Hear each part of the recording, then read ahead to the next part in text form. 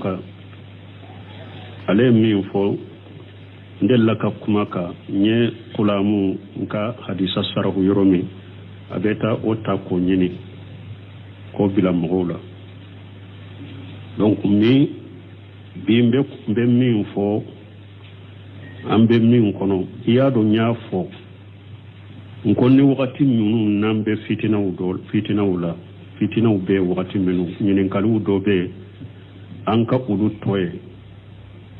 wakati wɛrɛw u be se ka bangeni hakili ye ka tɛmɛ wakati min ni ko ka kala ni wakati min ni ko ka kala fitinaw be ɲininkaliw do be an be ulu ɲɔngiri ka ulu jaabu ɲɔngiri de fɔlɔ wakati wɛrɛ donc ni hakiliw sigira ulu be se ka ɲafɔ an ko ulu kɔrɔsi an ka kow la bi n bɛ kuma min ka ko min kɛra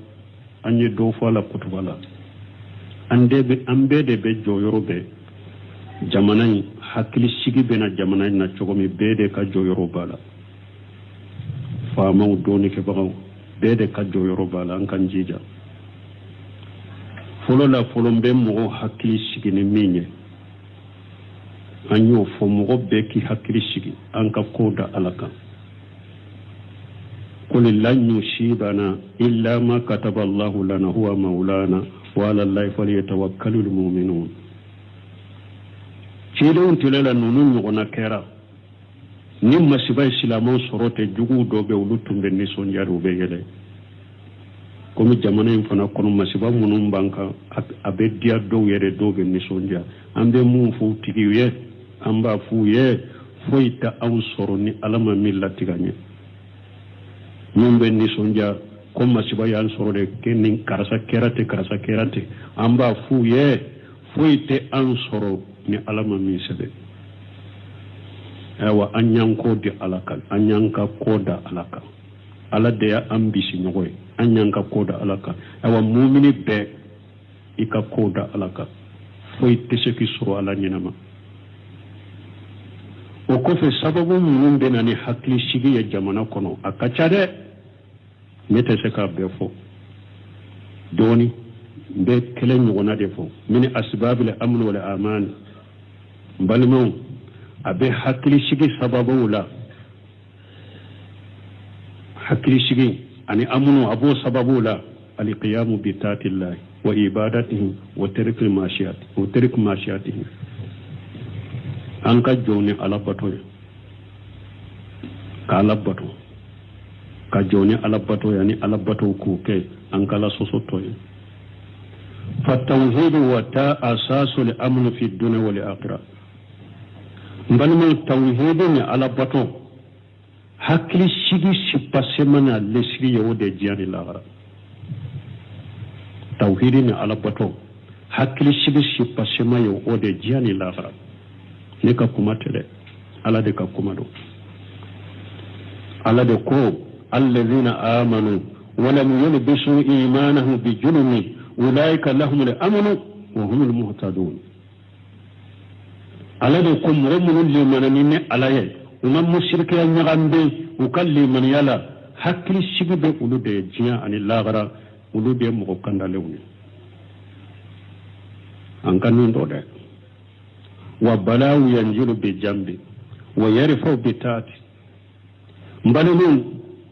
جنوبو دي بك سبب يكبلاو جي على باتو دي بك سبب يكبلاو كورتا بلاو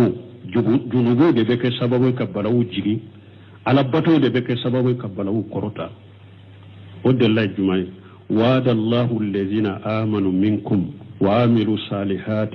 لا يستغلفنهم في الأرض كما استغلف الذين من قبلهم ولا يمكنن لهم دينهم الذي ارتدى لهم ولا يبدلنهم من بعد خوفهم أمنا يعبدونني ولا يشركون بي شيئا ومن كفر بعد ذلك فأولئك هم الفاسقون ala ko ko ale Allah du tamoye awla mu'minun kiram mu'mini awla nu ye bara nyuman ke ko ale ala Allah du tawluye ko abem nona bilak abu ke dugu kolo nona bilay ko mi mo nyuma munun temen wulu ye dugu kolo mara to ko mi abena dugu kolo mara di ulu tigla mo ma ko ale Allah du ta mogo munu kera muminu ye awla ka ke bara nyima kela wuye ko ale ala yallahi du tawuye ko abe dugu kolo mara duma ko na ye dugu kolo mara di mogo ma tom cogo mi mogo munu temena wulunye awa bu ka dina fana ma fantiya wuye dina minne ale ala be jena ye abo ma fantiya wuye wala yubaddilannahum min ba'di khawfihim amuna awa ko siranya min tumbuka buka siranya yele makka ke hakli shigi ya buduna wala yushrikuna bi shay'a nuba ale ala bato ute foy farale alaka num mo min kera kafire ko fe ye fasiri donc an kan nindo ala de ka kuma ninde junubu de be balawu jigi ala bato de be balawu korota ومن أسباب الأمن النشر العلم والسنة بين الناس بل abe hakli shigi sababu la an kan donin nafama ani ciden ka sunna an ka cari mogo ni ɲɔgɔn cɛ an ka mogo la kala karamɔgɔ a ka jɔyɔrɔ filɛ misiriw kɔnɔ kutubaw la karanyɔrɔw la jamiyaw la a ye mɔgɔw la kala donin nafama a y'a cari mogo ni ɲɔgɔn cɛ a ye ciden ka sunna haqiqa cari mogo ni ɲɔgɔn cɛ hakli sigi sababu ye dani amunu siktewa o sababu ye oye doni nafama ka cari sunna ka cari balima ni yaye nin ko sugu kera mogo do de be ye haklina jugu dota kata mogo wero ka haklina utaw be bara kenu ye munun te ciden ka tabolo kono o de nin balaw nunu sama doni nafama ni sunna haqiqa ciden sunna kise minye oye hinna ni nema de ciden ka sunna yere haqiqa hari kafiru kun kele mbotanu ubannama de ubannama utafe me uta lagosi uba tanure sunna haqiqa an ka cari mo ni nyogonje fali ilmu amanu wa sunnatu ismatu balmo boni nafama hakri sigide do sunna carile sunna haqiqa carile mo ni nyogonje kiside do an juhri ko rahimahullah qala al-ittisamu bi sunnati najatu wal ilm yuqdadu qabdan shari'an فالناس العلم ثبات الدين والدنيا وفي جهاب العلم جهاب ذلك كله من ذي الإبانة ابن بطة كما نبي ورو نمكما بي جهركو رحمه الله أقول دون فلي أقول سنة الاتصال بسنة النجاة أقول كسنة منا كشيرو ka sunna mina ako kishide do ako doni fule doni don mina mugula teliyala fa nasul ilmi akum mi kadoni na fa machari mugoni ngonje sabatu din wa dunya wa fi zalika sabatu din wa dunya kadoni na fa machari mugoni ngonje jiya hada madon ka jiya ko sabatili bola uka din ewa lagara ko ka sabati bodela uka dina ko sabati bodela uka jiya ko sabati bodela doni na fa makasari na kuma doni na fama mo tara ka bo mo cela doro o ye jiya dina tale de o ye jiya tali de mo ka dina beta uka jiya beta ibanatu min ba kono min ahamil ilm wa ma yata'allaqu wa min ahamil abe doni na fama an kan ka doni munun cari ma yata'allaqu bi huquqi as-sultan abe doni na fama la jamana in kono kamo kan ka jo ka doni na fama min cari mo ka famu masakeu ka hakke an dilla ka fo an ko hadisat kemene hadisat tani ko ode nana masakeu ka hakkela jama den chamante masakeu ka hakke do de masakeu ka hakke ka klosi masake na be sallide ka to abe salli cogo ciden koy kana keleta ko segere ma qamu fikum sala chamanto do jamana en kono de masakeu ka hakke ka cari amma fo masakeu kisilende koy hada madondo ko man nyogo ala soso be ala koto be junubo bo be ne dilan cogo de bola de min te tele dilan cogo de bola sarela min te marasi wede yikelen na kelenche an kan masakeu an ka duwawu kuye ube salli silamaw de do anko ka hakkel lakala mogola kala nyorola misirula kutubawla masakau ka hakke ka dole dawude ke kuye ala bunye chogome ala soso ala kutamu mbubolo chire nyo dilan chogo fo ayeta usegere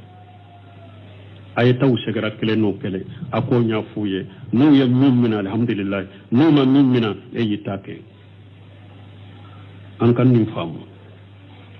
wa hafajil amn wal aman ani fana min be hakli shigi hada madu hakli shigi ani pasigi min bonna te jamana kono an ka mugo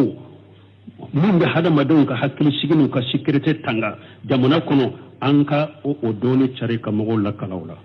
hakli shigi basigi bena jamana kono chogome an ko kalan chare jamana kono kala nyorula wa masailu li jihad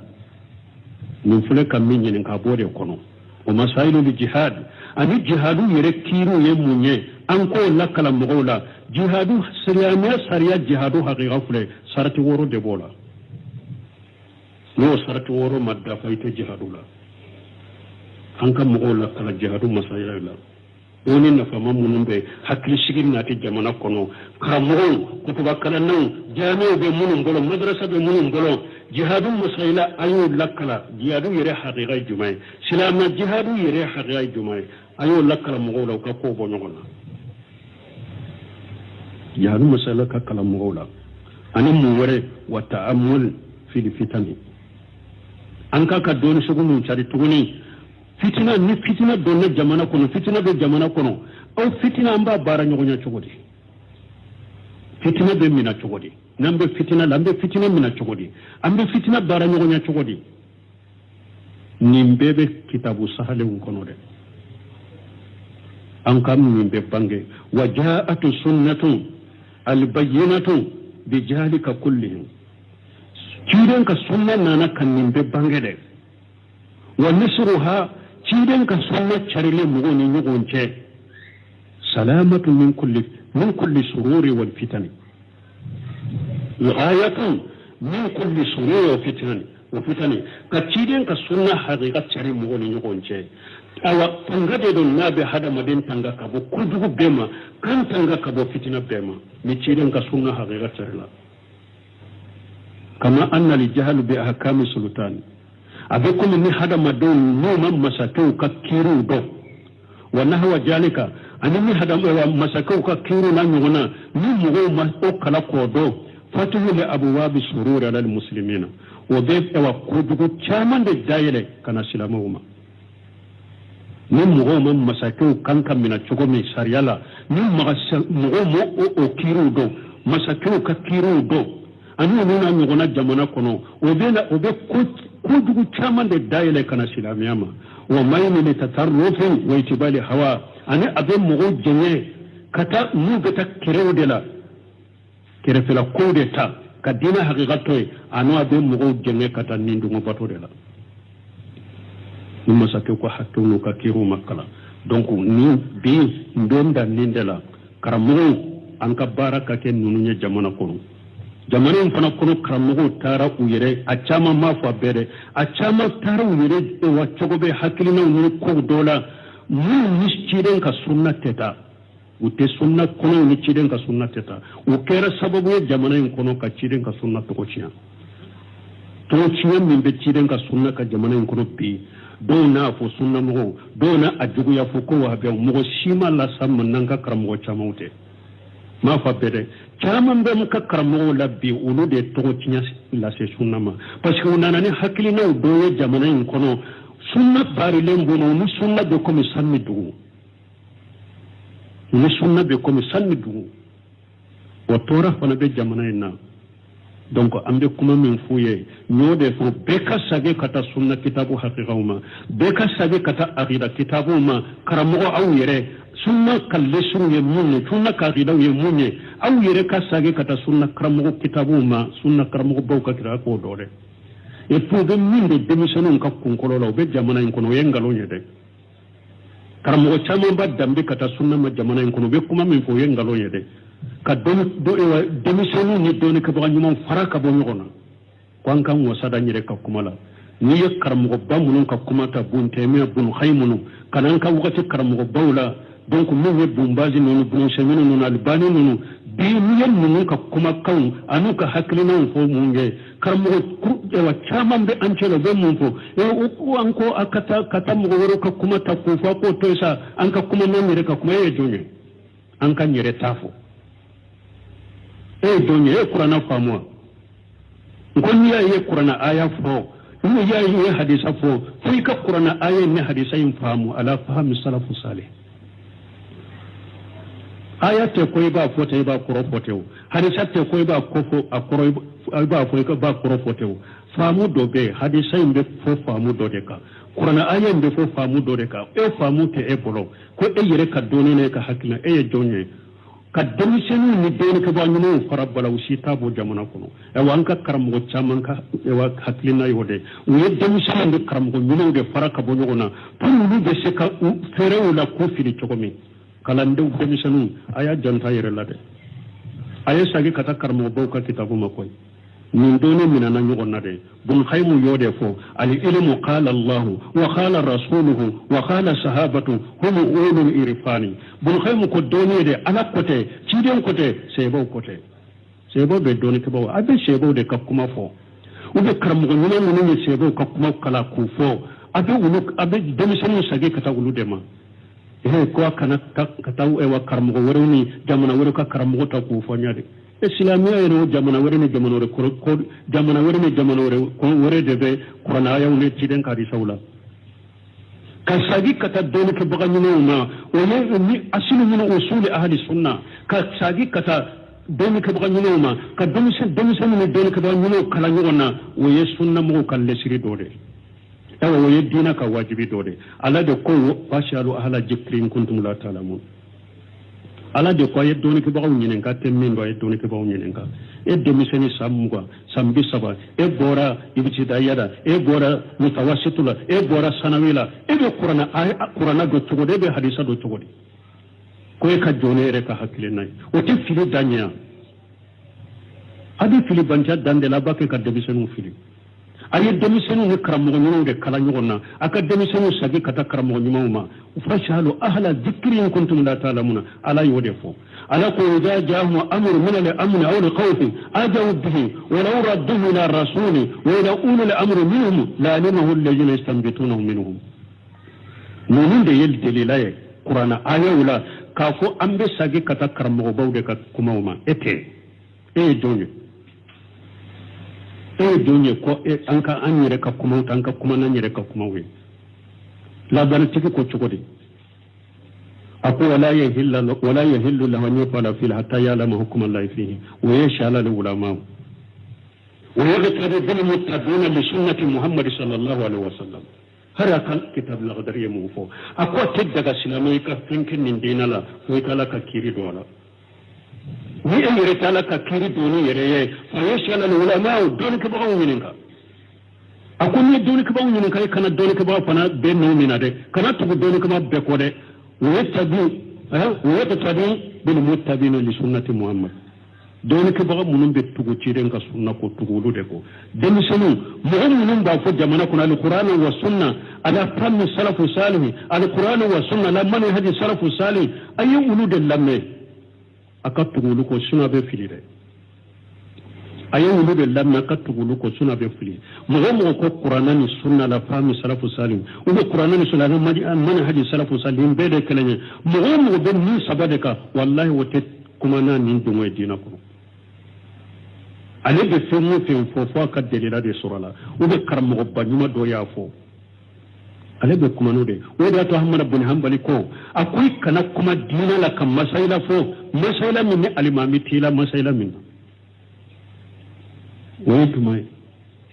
ka taa sɛbɛw la ni taabina ni taabi taawunaw salafu salihu e kana kuma fɔ diinɛ kɔnɔ ko bɛ baara kɛ n'a ye nin jamakulu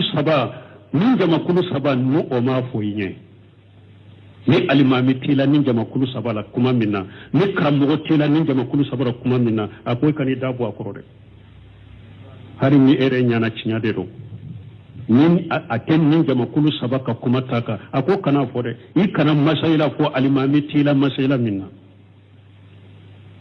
ikana fo de bon taymi ko akoni mo min ya mire ko ebe qur'ana famu ka ebe saka qur'ana famu ka barake nay ka di safa mu ka barake nay ka suruma sagi kata sebo ka famu ma akuye bidiya mo ya akon mo ni e ya mire e ya mire de ko ebe saka barake ni qur'ana ka barake ni sunna ni sebo ka famu te akuye bidiya mo ya ala kan tisala kan tanga donc jamana ka karmoya saga ko de aye saga ko de haklina dugu chaman baw bolo wote dina la de ne ya chaman fon ka dersul haklina dugu na chaman baw bolo wote dina kono de woye ka demisenu fili de ka jamana nori ne ka fitna de du jamana kono aye sabali akasagi kata gira kitabuma karmo ngulu aye sagi katuka kitabuma kata majhabi ma ewa mari tigima nunun be salafu ahmad ibn hanbali imamuna safai abu hanifa imamuna maliki ay nunun ka kuma fo mo ye ukakkala ndombe an ko be maliki ma jabi la baji nunun be ibn abdul barri nunun ka kitabu be anin nunun ka kuma fo mo ye maliki saghiru be min yara salatige akam muqaddima be salafu katabolo ayunu ka kuma fo mo ye akam mo saki kata uluma an ka wakati labanna a sunna karamo na salafu karamo kacha bete se ka fo misali boloka bombaji nunu ka kitabu be shembulu bulu shembulu ka kitabu be sheikh albani ka kitabu nu ka kasedu ka haklina be sheikh salu fawdan be balola u ka kitabu be abdul musin abadu be balola ka kitabu be sheikh arabi madi gal abdurrazzaq badr sulaiman urahil akacha bete se ka fo saudiya yemen misra jazairiya maghribi sunna karamo nyumo be hakina nyumo be mununa sarafu katabulu be mununa kalandon ayo uluka aqida kitabu nyina ka sage kata uluma aka uluka la ka barakino jamana kono donc ne na tora ni suruku bolo ube aw cinya ka jamana cinya suruku de do suruku alaka hakini manda numa subhanaka allahumma rabbuna bihamdika ashhadu an la ilaha illa anta astaghfiruka wa atubu ilaik kuma nan ninka nyin kula muka ale min fo ndella ka kuma ka nye kulamu nka hadisa sarahu yoromi abeta ota ko nyini ko bila mogola donc mi bimbe be min fo ambe min kono iya do nya fo nkonni wakati minu nambe fitina udol fitina ula fitina ube wakati minu nyinin kalu do be anka udu toye wakati wero ubese ka bangeni hakiliye kateme wakati minni ko kakala ni wakati minni ko kakala fitina ube nyinin kalu do be ambe ulu nyongiri ka ulu jabu nyongiri de folo wakati were donc ni hakilu sigira ulu bese ka nyafo anko ulu koroshanka kola bimbe kuma minka ko min kera anye do fala kutubala